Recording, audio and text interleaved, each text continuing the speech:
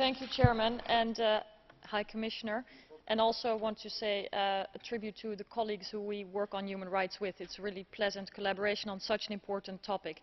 And there can hardly be a more urgent moment to address Europe's responsibility when it comes to human rights in the world.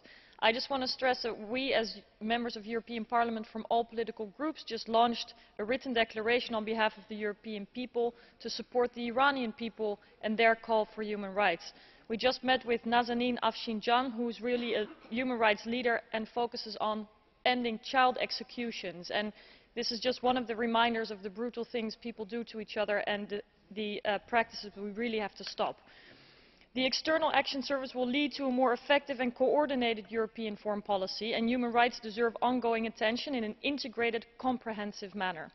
Unfortunately, we have a sad competition of geographical areas where human rights violations take place, as well as horizontal issues such as women's rights, freedom of expression, that need attention because they are being violated.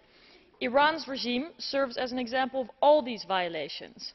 Iran is on our political agendas, but the international community is mainly preoccupied with the nuclear challenge. And as challenging as this is, we cannot allow this to be a zero-sum game versus human rights. Sanctions will be imposed by the UN and the European Union, but I am not necessarily optimistic about the concrete results that these will render. Empowering the population and standing for their rights as autonomously legitimate may also render bottom-up reforms. Domestic opposition thus far seems to move the Iranian regime more than international sanctions, so this is a clear indicator. This week it has been 1 year since the presidential elections took place in Iran, and they marked the beginning of a renewed and brutal crackdown of the regime against its own people. Over the past year, the regime has cut off the minimal freedoms that the population still had and has virtually silenced the opposition.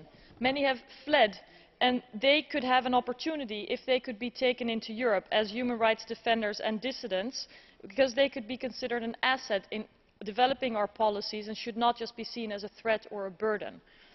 So I would like to encourage you, High Representative. Su tiempo.